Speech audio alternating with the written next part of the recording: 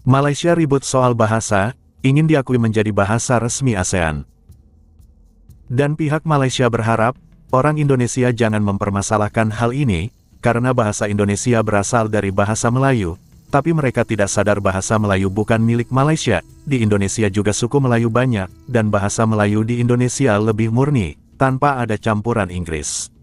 Bahasa Indonesia jelas sudah diakui UNESCO, tapi bahasa Malaysia, jangankan diakui di lirik pun tidak. Makanya terus mempersoalkan bahasanya ingin diakui di ASEAN. Parlemen Malaysia pun membahas persoalan bahasa Melayu ini. Warga negara luar yang ingin masuk Malaysia, harus bisa berbahasa Melayu. Tapi anggota lain bilang, jangankan orang luar baru masuk Malaysia, orang Malaysia saja masih banyak yang tidak bisa bahasa Melayu.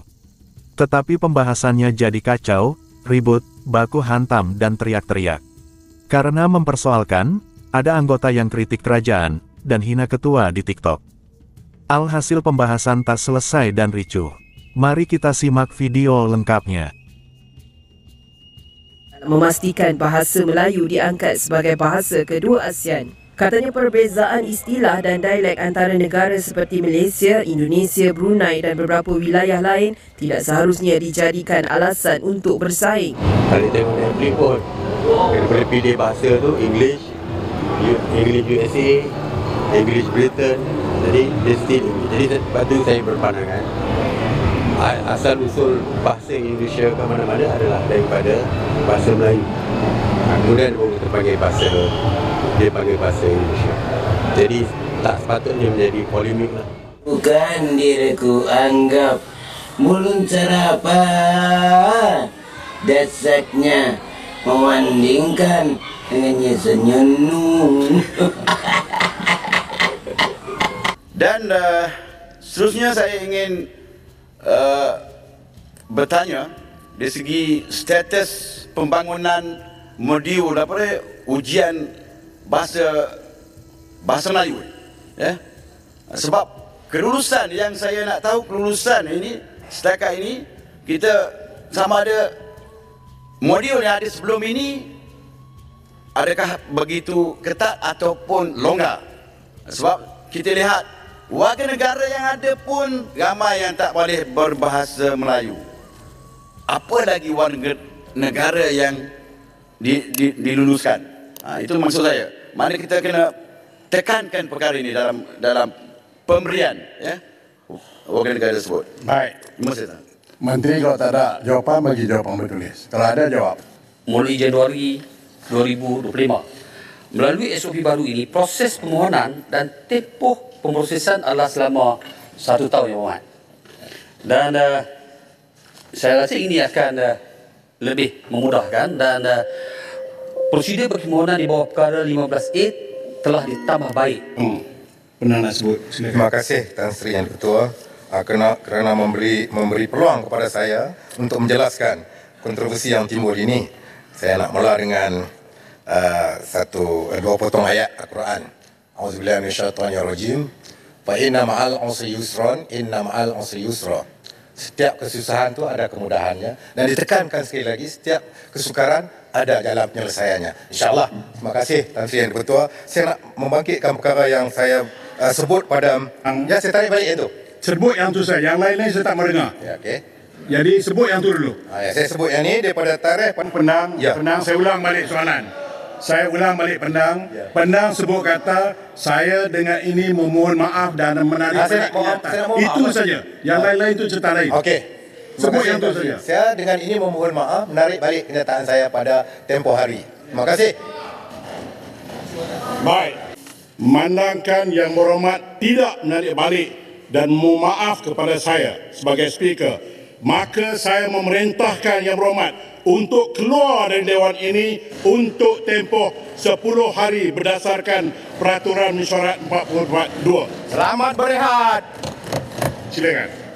Ya, Yang hormat. Terima kasih. Perkara 44 yang hormat, keputusan Speaker untuk menghalau, bukankah itu tertaluk kepada sifat dan kelakuan seseorang ahli yang berada dalam Dewan ini? Yang itu yang Yang Hormat Speaker rujuk adalah kenyataan di luar Dewan, dalam TikTok. Kalau ini dilakukan sebagai satu presiden, ini satu presiden yang Luar biasa Yang Berhormat Speaker. Tan Sri Speaker. Baik, saya nak bagi jurutum. Saya terikat. Tan Sri Speaker, dalam TikTok itu, ini menunjukkan bahawa beliau tidak sedar dan tidak insaf. Tindakan menghina Tan Sri Speaker. Kalau perkara ini dibiarkan, semua akan buat perkara yang sama. Menghina Tan Sri Speaker melalui TikTok. Baik, jurutum. Saya nak dengar dari Besut pula, berkas hakim. Silakan. Terima kasih, okey. Kalau kita lihat, Speaker, ini tak payah dengar lah, Speaker. Baik, duduk. Ini tak payah dengar, Speaker. 6 bulan. Besar. 10 hari cukup. 6 bulan. Engkau ingat tak salah aku cakap? Apa? Jangan aku ajar dulu. Apa? Ulangan. Apa kau ajar? Ulangan Besut. Apa? Duduk. Besar. Ulangan. Kejap. Saya nak buat ulangan. Okey. Ulangan. Speaker lah saya aku. Ulangan, duduk dulu. Speaker lah saya aku. Okey. Baik, Besut. Yang Berhormat. Besut. Yang Berhormat. Besut. Berulang nanti dulu. Betul. Baik, saya nak dengar Besut saja. Lain diam. Dan kita harus bagi satu message kepada orang di luar sana bahawa kita sebenarnya memelihara kesucian Dewan ini, Tan Sri Speaker. Terima kasih. Baik, Speaker. Beluran pula. Speaker. Saya nak dengar beluran. Izin. We call contempt of court is decided by the judge himself, bukan orang lain. Terima kasih. Itu saya. Tan Sri Speaker.